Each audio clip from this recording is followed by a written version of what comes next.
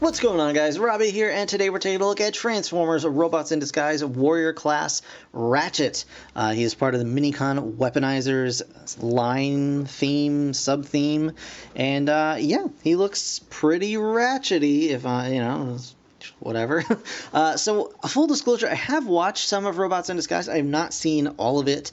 I'm still somewhere in season 1, maybe, so I haven't actually gotten to Ratchet in the show, so I really don't know what his role is, what he does, what he's like, anything like that. But I do know about Ratchet in general, and I like Ratchet. As far as I can tell, I think this is a new mold. I don't believe it's a retool of Strong Arm, but I may be incorrect on that. As you can see, he turns into a very plain-looking vehicle of some description. Like, that's such just a very, very boring looking car. I'm not sure what the deal is there. He comes with two blasters here, which is pretty cool. And you can see he's got a nice ratchety head sculpt, very much like Transformers Prime-esque. And on the back it shows he does transform in 10 steps, so that's all fine and good. It shows that he works with the Minicon figures, sold separately, of course. And of course there's an app, or a blurb for the app, an ad for the app, blah blah blah, blah blah blah blah blah. So anyway, looks like a pretty fun little figure, so we're going to go ahead, get this guy open, and check him out right now. Alright guys, here we have Robots in Disguise Ratchet, and now that I've got him out of the package and in hand, he is absolutely a retool of Strong Arm. A heavy retool, but a retool nonetheless. So, you can kind of see he is, I don't know exactly what to call this. Is he an ambulance? Is he just the world's most white and red boring truck that you've ever seen ever? I'm not sure, but this is a very sad looking vehicle mode. The just absolute white and red doesn't do anything to help this guy out, because he looks so incredibly boring. You've got a couple of paint apps on the front here. They couldn't even bother to just stick an Autobot symbol on that little raised portion there, which is unfortunate. But it's just, literally black, yellow, red are the only paint apps on this guy. And other than that, he's just completely white. And underneath you can see just a lot of empty space there with the robot kind of folded up. He does have two guns that are stored underneath here, and we'll get into those in just a moment. But yes, he is absolutely a heavy retool of Strong Arm. So, transform this guy is pretty much the same as with Strong Arm. And what you want to do is you just want to grab the blasters from underneath here. And they just fit right into those two little peg holes there. So, first, we just want to pull this back end kind of loose here. We'll lift the side flaps, okay, and lift this up even more. That will kind of expose the legs here. Now I'm going to grab the front half of the vehicle and just kind of pull it up and down like so.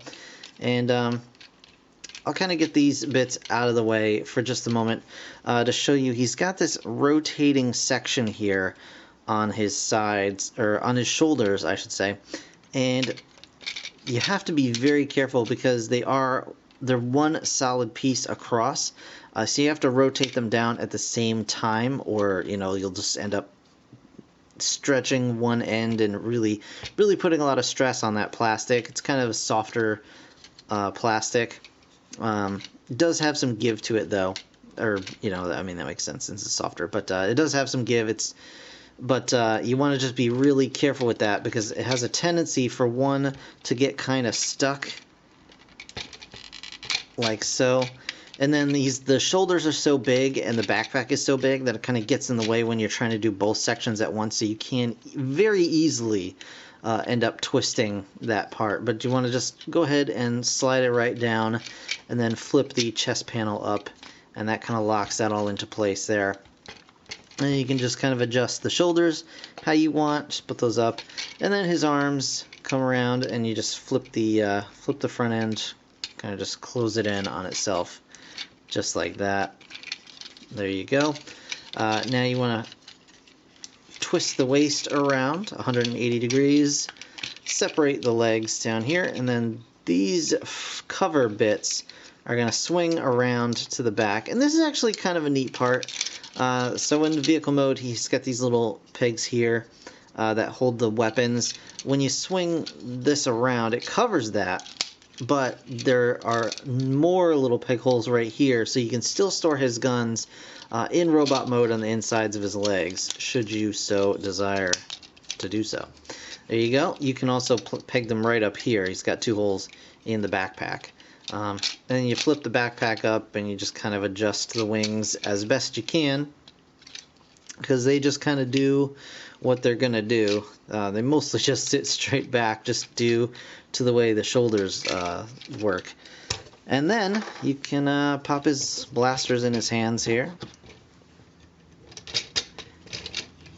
And there you have Ratchet in robot mode. And the colors definitely work a lot better in this mode than in vehicle mode, because the colors are, I guess, not bigger, but they cover a little bit more of the robot and definitely help to break up the abundance of white. And the inclusion of the kind of silvery gray does definitely help out too. So there is Ratchet. You can see his face sculpt like so. And his head is on a ball joint. Rotates around just fine. No problems there. He's got up and down shoulder movement. It's on a little stalk for transformation. The shoulder itself is on a ball joint. It's rather limited just because of the size of the shoulder panel here. But you can't get that going. He does have some swing due to this joint here. And then he's got an elbow joint as well. He does have a bicep swivel, which is nice. He does have a waist swivel, again, which is nice. He's got ball-jointed hips, which have a decent range of motion. He does have a thigh swivel and a knee bend there. No articulation in the feet. So posing this guy can be rather cumbersome, I guess.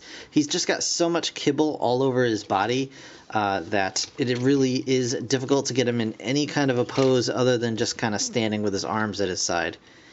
You can kind of lift his arms like that and, give him, let him shoot out to the sides. But if you want to like get his arms kind of an angle this way, you can sort of make that happen.